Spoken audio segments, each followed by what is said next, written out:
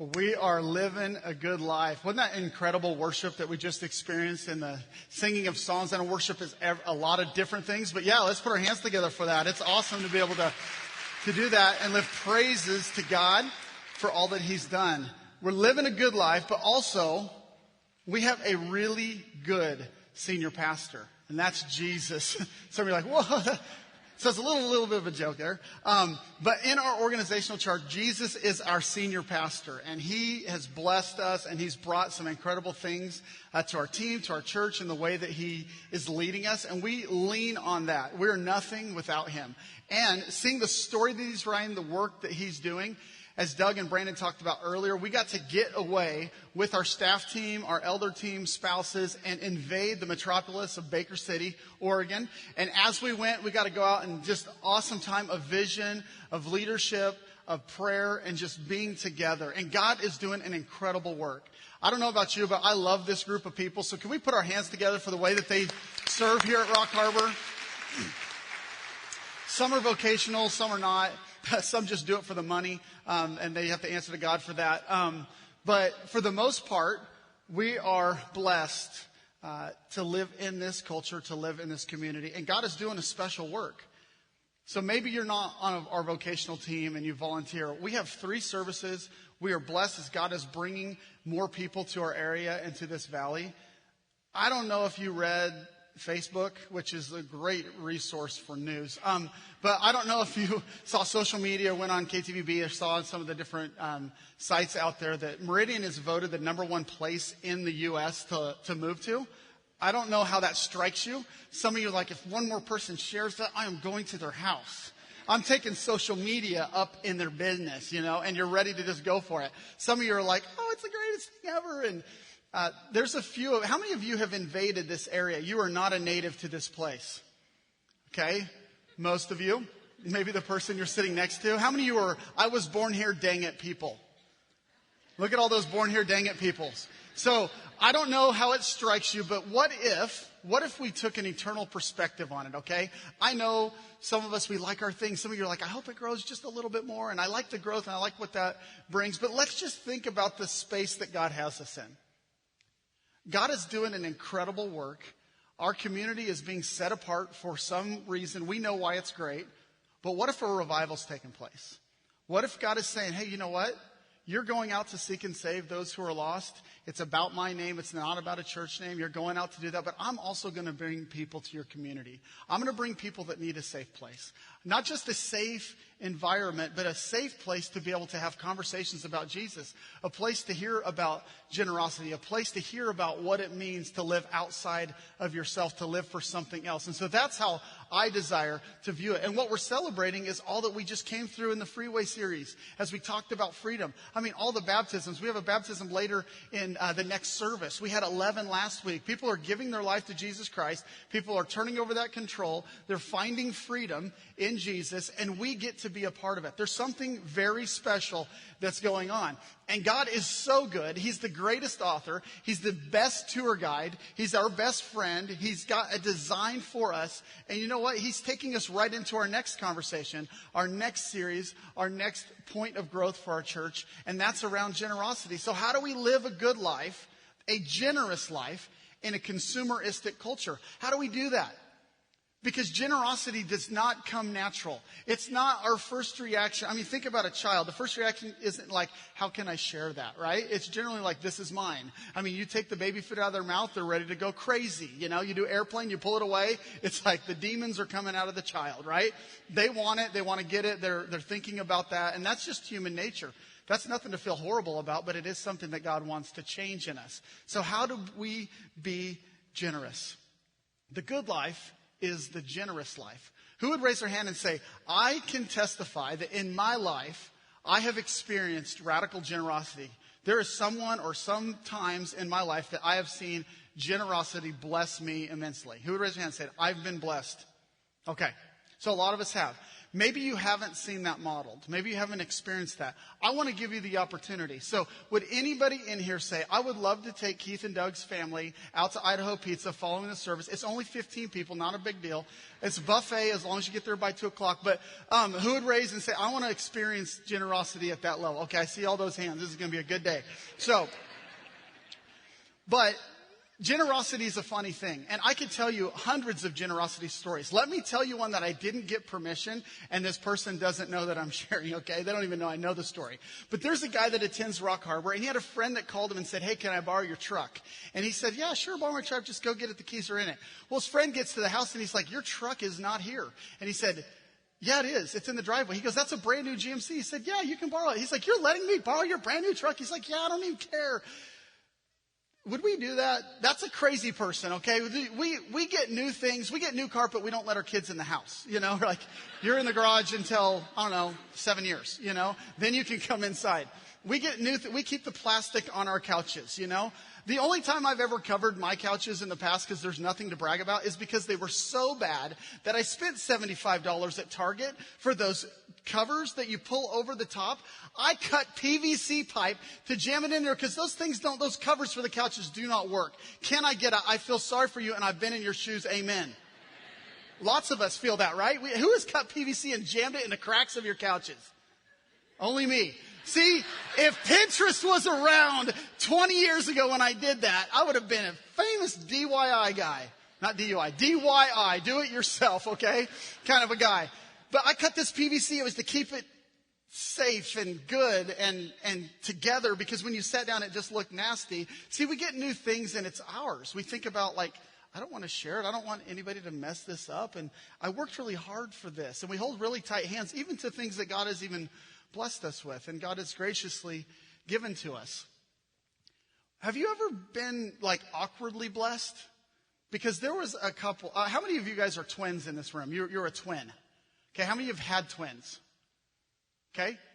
If you've had twins, you know how much work they are. If you are a twin, I want you to know you're a lot of work, okay?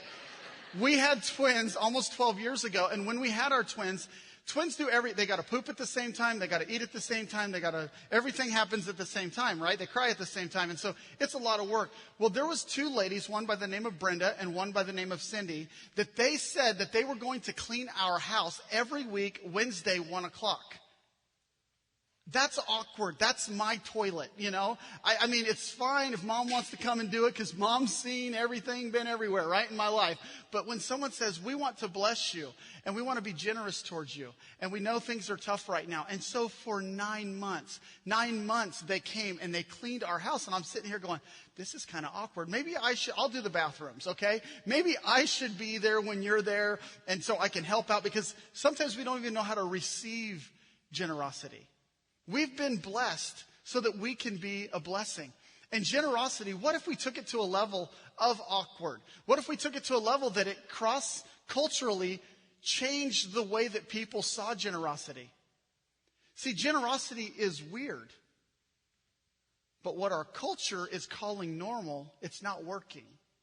Where's it getting us? See, culture promises us the good life.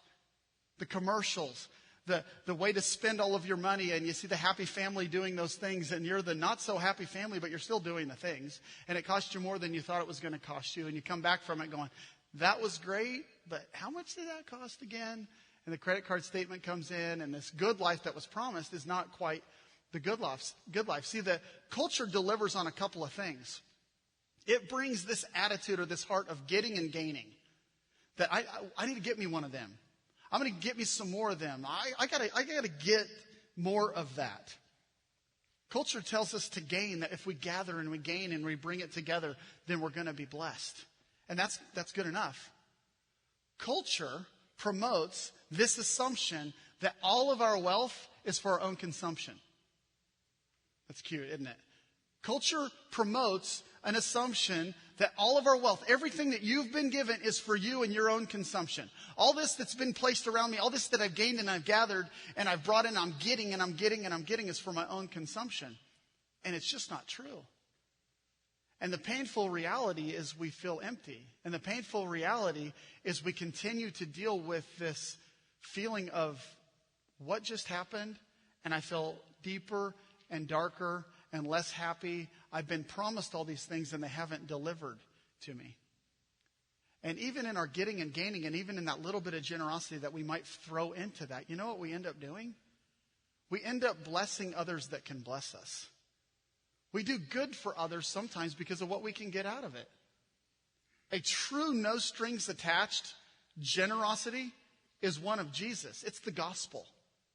For God so loved the world that he gave. He gave.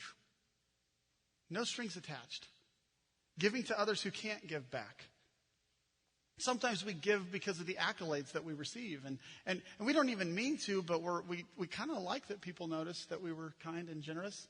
We kind of give and then we kind of look around and kind of check the mail and kind of go, are we going to get a thank you note for that? I wonder why do we do that? Why are we doing that? I don't think anybody appreciates the sacrifice that I made.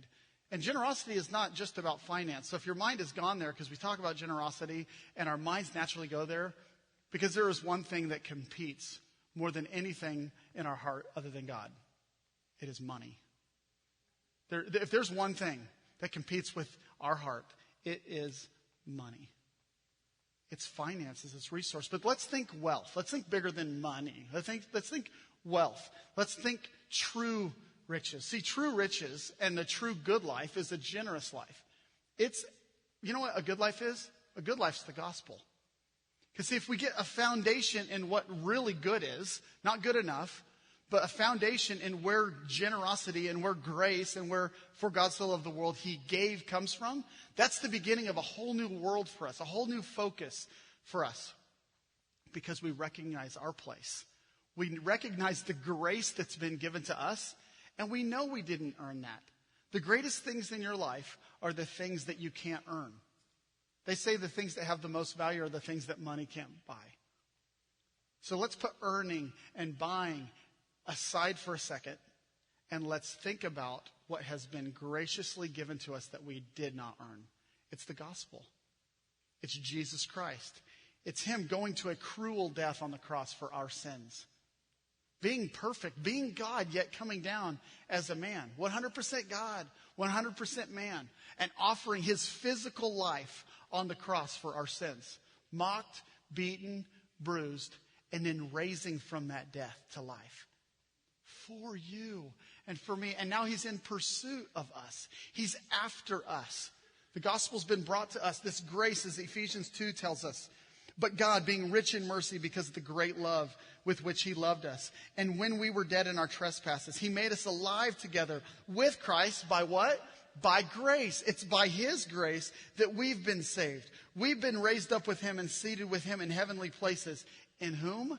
In Jesus Christ, the greatest gift and the grace that's been given to us, so that in the coming ages we might show the immeasurable, so much we can't even count, we can't even fathom the riches of his grace and kindness in Jesus Christ. It's through him, it's by him. Once we recognize and receive this grace, the good life is a life of grace, and it's one that distributes it readily. It's one that shares it often. The good life is a generous life. There was a group of people in the first century that really latched onto it. And it was people that walked with Jesus, and they were radically changed by him, that it changed how they walked with others. They walked with Jesus, they saw his grace, they saw his generosity, and it changed how they walked in their life. Acts 2 records it this way, that they were selling their possessions. This is amazing. They sold their things for what purpose? Distributing their proceeds to all as anyone had need. They had open hands towards these resources that they'd been given. And then day by day, attending the temple together and breaking bread in their homes, they received their food with glad and generous hearts. Thank you for what you've brought into us as we go ahead and let it flow through us. Praising God and having favor with all the people. And the Lord added, the Lord multiplied, the Lord brought the increase to their number day by day, those who were being saved. That's an eternal mindset. That's a mindset that says, hey, what do I have to share? I'm going to have to share my zip code with more people. That's awkward. I'm going to have more people move in on my street. I know there's another house that's going up. I know they're wanting to pass this bond, and there's growth going over here, and there's all this stuff that's taking place in our life. And I'm not getting political about it, but let's get eternal about it. Let's start recognizing that maybe God is He's brought revival, and He's going to bring revival through us so that why? So that the Lord could add to the number day by day those who are being saved. But see, if we don't have generous hearts, and if we look at it like, I don't like this makes me uncomfortable, have we lost sight on our vapor? Our 40 years, or 12 years, or 15 years, or 80 years? How are we living our life, and what perspective do we have about this life that we've been given? Because this early church, you know what they were? They were unified and they were generous. And the world was changed to the point that we're sitting in a public high school having a church service when there's about 100 other things we could be doing. Today might be the largest attendance we've ever had at Rock Harbor Church outside of a big kind of a special Easter Sunday or something like that. And you made the decision to be here. If you're watching online, mad props to you for taking the time to do that. Praise God for that, to not miss out on it. But making a dedicated time to say, I want to grow. I want to learn. I want to take the next step. I want to be challenged. And I want to see the world changed. I want to see what this says. I want to see people being added daily. I want to have a generous heart. They were in unity. They were moving forward towards the gospel. And you know what generosity does? It paves the way for the gospel. If you don't write anything else down today, I just invite you to carve that into your arm, okay? Generosity paves the way for the gospel. See, when I was in 8th grade, I had a Bible and I got to grow up in church, and I was nervous about writing in my Bible and underlining stuff because I thought I would mess it up. I mean, my mom was like, quit leaving it at church, and you got to take care of it, and you left it in the car again, and all that. Sorry, that's not really how my mom talks. But I remember going, I don't want to write in my Bible. And then I finally had the courage to write in my Bible. And I opened it up, and on the first cover, I'm like, okay, this is going to be in here. I got to write really good, My name was on the front, Keith Ryan Harrington. And here's the first words that I ever wrote in a Bible that I owned. Okay? People don't care how much you know until they know how much you care. That's the message of generosity. This culture that we live in, they don't care how much you know. They know that you have theology, church, okay? If you're a churchy kind of person, they know you have theology. They know you have opinions about things. They know what you probably do 2 out of 4 Sundays a year, according to the national average. You go to church 2 out of 4, and that's a big sacrifice, right? They know that you have some things that you do with your time. They might have some opinions or thoughts about what you might do with your money, but guess what? None of it matters. It's not something that's cared about, but you know what is cared about? Generosity. Because what if this awkward generosity, and what if Rock Harbor changed the culture of what's going around? Yes, we live in a good moral community, but what if we lived in a generous community that paved the way for the gospel? Radical generosity. Not, I'm checking something off the list so I can get something later and I can feel better about myself. But what if we lived in a generous culture? What if God decided to change the culture because of the generosity of those who follow Jesus? I believe that He can do that. I believe that He can call that out of us. I believe that Rock Harbor is different, and I believe that we can create this difference in our culture because it's already happening. It's already happening. Ever since the inception of Rock Harbor, we've never had a student that wanted to go to camp that financially wasn't allowed or couldn't go to camp. Because you guys take care of those needs. These are people that don't even know anything about what is going on. They've never been to Rock Harbor Church. They've never been to youth group. But their friend is Eric. And Eric invited them. And they're under this impression that it's going to be awesome because they like Eric. And it's going to be awesome because there's going to be girls there, right? And so within the might and the reach of this church, those resources and those needs have always been met. You know what else? We did a coat drive. We invited people to be part of this coat drive. And guess what you guys did? The first week you brought 13 coats and we stressed out because we promised we were going to have a coat giveaway because you do things like Rock Harbor does things, you know? We have a 10:15 service and you show up at 10:20. So we can get a little bit nervous. Is anybody coming today? You know what I'm talking about? You do the same thing with the coat drive. Oh yeah, we're going to get 1,000 coats. 13. We're like, okay, on Facebook, we got to get Facebook out. We got to announce. We got to get people. We got to call people. We got to get it. 1,300 people. We got to go grab a trailer. Your generosity is obnoxious. You're like, I mean, it's awesome. But you're also like that fourth quarter team. The first three is nothing to be proud of. And all of a sudden you just dominate the fourth quarter. That's great until you don't show up the fourth quarter someday and then the kids are freezing because they don't have coats. But the point is this, is the needs are always met. Right now on your communication card, there's a little box that says, my family or a family I know could use help for Christmas.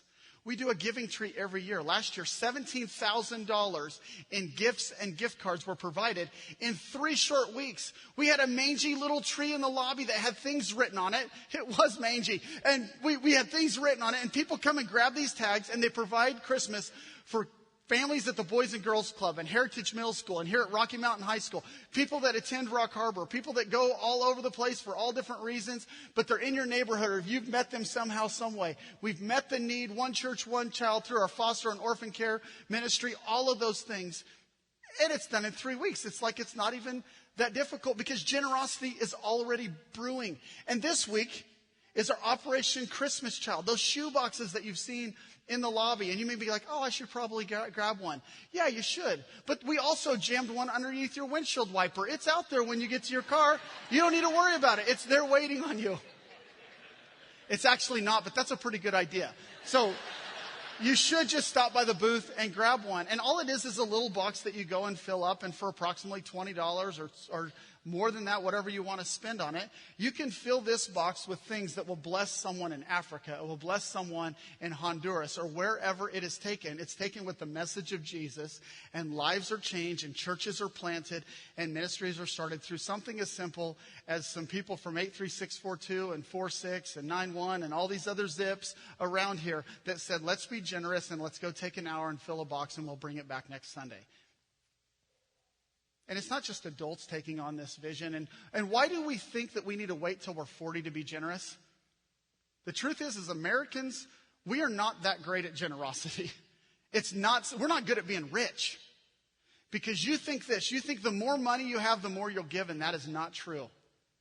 You look at statistics. The more money you make, the less generous by percentage you actually are. You may give more money, but you give less than a percentage. That's sad. So why do we wait till we're 40 or till we really think we're going to have money to be generous when we haven't practiced it for 12 and 14 and 20 and 40 years? We think all of a sudden it's just going to happen and we're going to be okay with letting not just dollars out, but thousands of dollars out of our hands or hundreds of thousands of dollars. All of a sudden we're going to start a foundation. It's just going to happen. It doesn't happen like that. That's why we have to start at a young age. That's why the shoebox. I'm not jumping on the shoebox horse, but I kind of am, okay? And here's why. Because it's an easy way to teach generosity to your children. And I might be the worst dad ever, but I make my kids pay for their own shoebox. Not the box, everything that goes in the box. They get an allowance. They get an allowance every month, and they've got a give, save, and a live thing, and it goes in there, and they save it up, for a couple of months. So when we invade that dollar store with our crew, and when we invade Target tonight with our community group, and all of us have our boxes, my kids are going to pull out their dollars. And I'm going to sit over there as dad go, that's awesome. It's not my money. I'm not swiping no card. It's like, well, it kind of is my money, but it's God's money because I gave it to them. I'm trying to teach them something. But they're paying with their own money, and they're learning generosity, and they're super pumped because there's a kid that's 11 years old or 9 years old or 8 years old in another country that they're going to get to personally, tangibly minister to, and they're learning it at that age. That is not perfect. We're going to get in some fights tonight. We're going to tell them, you can't buy that. We're going to tell them, no, not one for the kid and one for you. I know it's going to happen. It is not a perfect mess, but it's beautiful. And it's work, because generosity is work. It's an immense amount of work. The Bible says to don't do it begrudgingly. Don't do it begrudgingly. Don't do it out of obligation, that we should give freely and that our hearts should not be grudging when we give to them. Culture knows your theology, but do they know your generosity? What does that sticker on your car mean? Does it mean a generous place? For some of you that have the sticker, for some of you that drive the way you do, it's probably a good idea to not have it.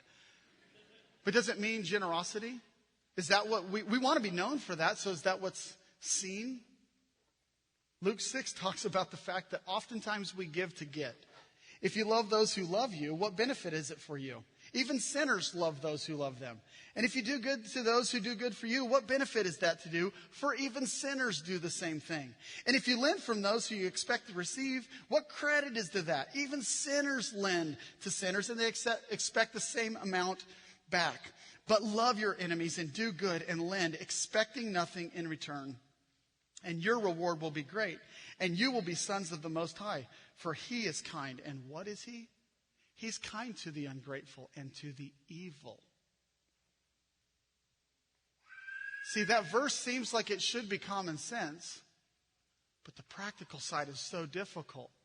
Because in this culture, when this was written, in the culture that we're talking about today, in the first century, there was Roman emperors. And one of them, they started to put this word on the coin. It was liberalitas. It's a Latin word that means to be generous. It means charity.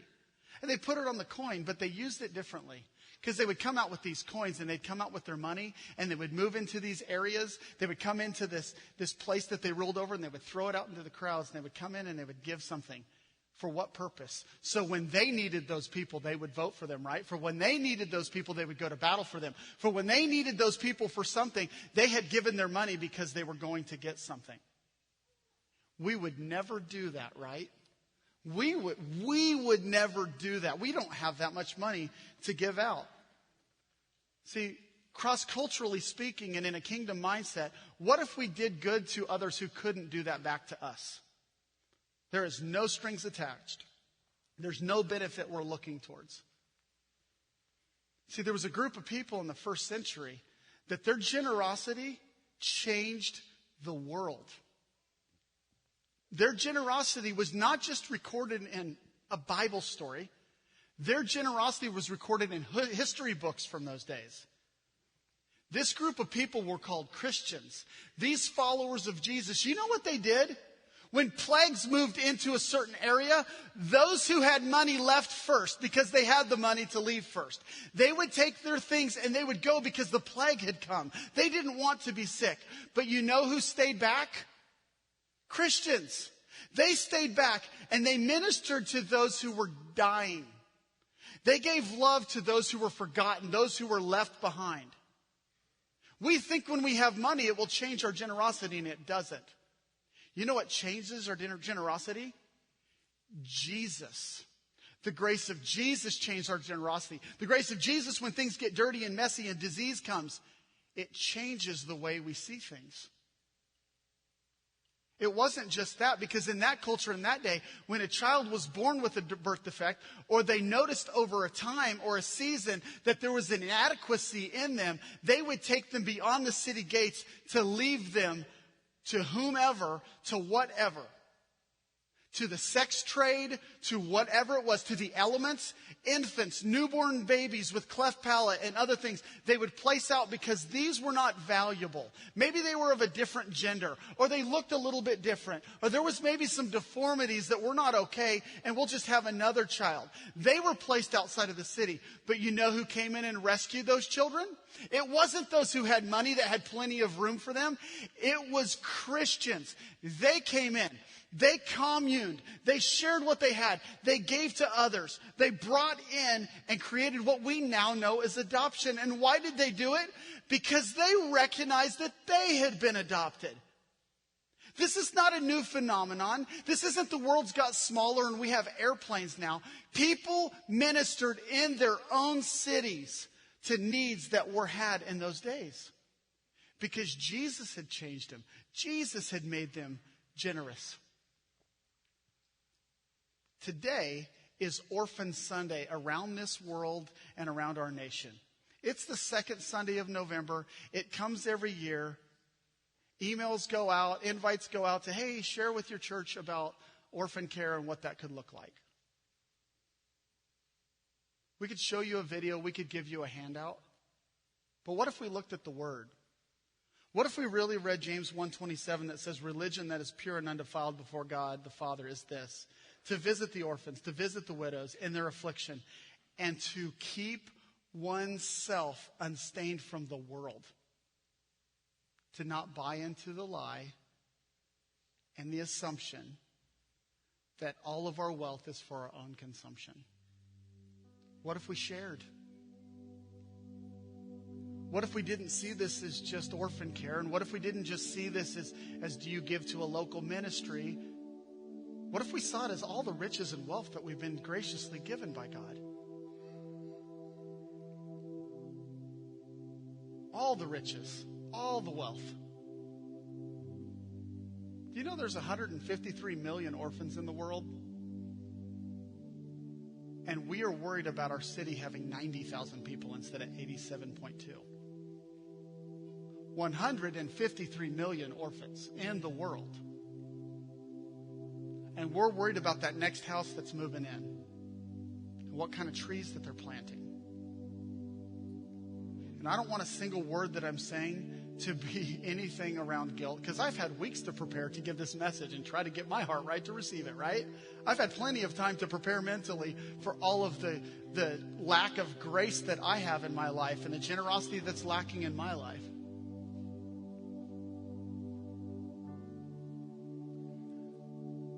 I want to show you a picture of a 3-year-old girl without a family. And the reason I want to show you this picture is because I can't take all of you to Guatemala in 10 days with Rock Harbor as we minister to the 22 kids that are in our orphanage down there. Some of you don't even know that. We support an orphanage, and we're taking our 33 people to play with kids and to minister to them and to do all sorts of things and go to our feeding center and all that. And I can't take all of you. That would be a logistical nightmare, right? To have that many people go. But we get to go. We're going to play with the kids so long, they're going to be like, are you guys ever going to leave? You guys are exhausting us. I can't take you all there. I can't take you all to Ethiopia. But can I show you a face? I remember that face like it was yesterday. But this is the face that I get to wake up to every day. That's my daughter. 6 years later. You know what? My biggest prayer of today's message was that, God, I don't want this to be about the Harrington story of adoption or guilting one more person to do something about orphan care. Or that people would leave and go, man, I just don't even know where to start because I'm not even generous. So can I take you to a time before I ever met her? And can I take you to a time that was following the death of both of her parents? Between the years of 2.5 and 4 when I met her? Can I show you some faces? That's not just a nanny. That's not just the person that acted as her caregiver. That there is a follower of Jesus Christ. That is not an orphanage director or somebody who works in family services. That's a follower of Jesus Christ that has caught mission.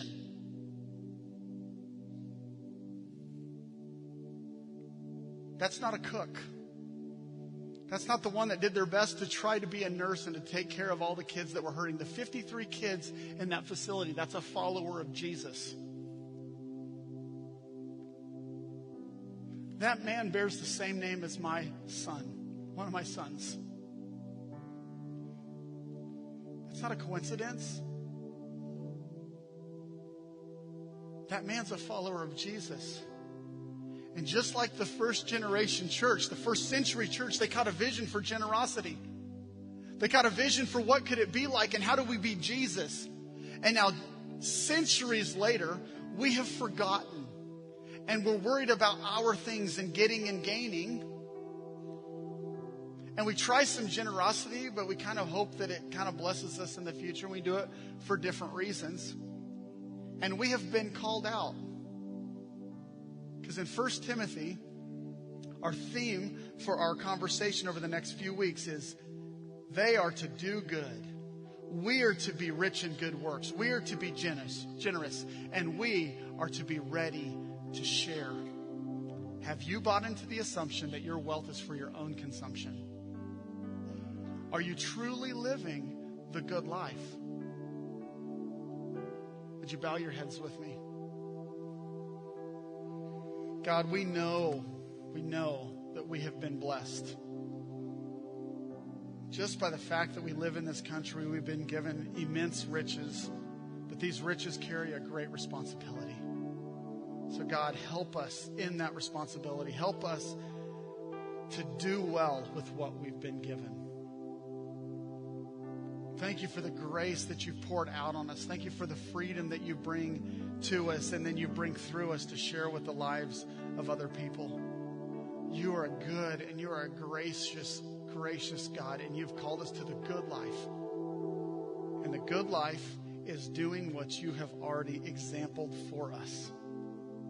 It's giving all.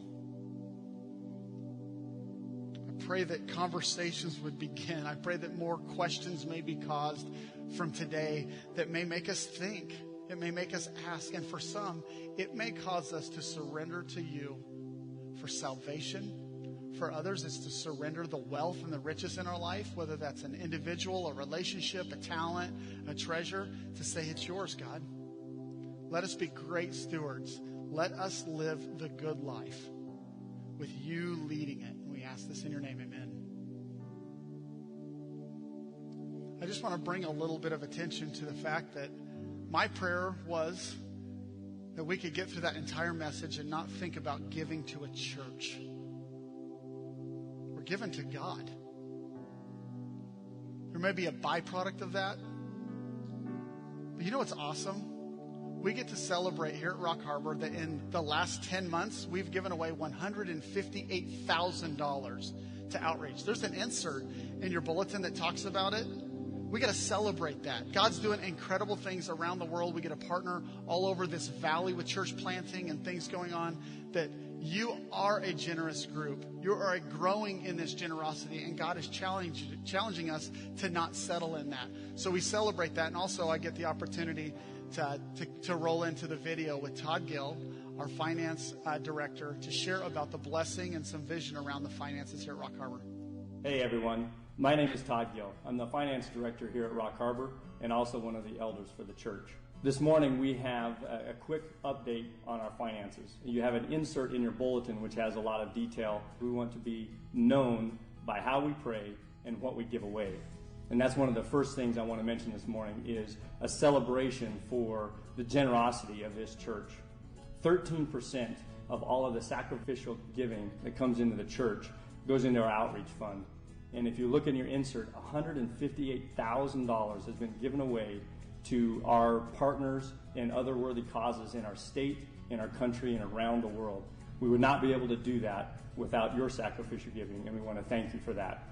And the sacrificial giving of the church has increased 36%, and that is actually faster than the attendance has increased in this last year on a weekly basis, which is 29%.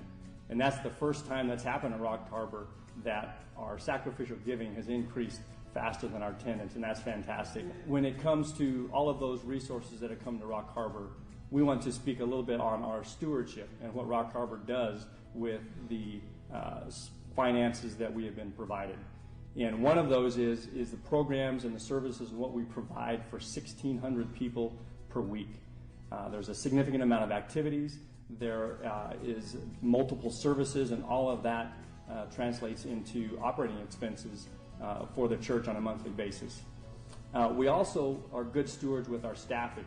We have hired staff in the past year, and we continue to add staff, but we're running lean. Church statistics would say for the number of people that we have that we should have 16 full-time equivalent staff, and we're at 13 right now. We want to be good stewards of the resources that we've been given. What's that translated to? As you can see in your bulletin, our general fund is now at about $450,000. Now, if you take and ask the question of what is that savings for? One of the first things is an appropriate reserve for operating expenses for a few months. So a reserve of about $220,000 is included within that. So that leaves about $230,000 of savings for the church. And that begs the question that many have asked is, what is that for, and what are we going to do with those funds? We have a great relationship with Rocky Mountain High School and each of the departments that we use on a weekly basis. But the question may be, are we buying land? Are we going to remodel an existing building? We remain very open to where God may be leading us.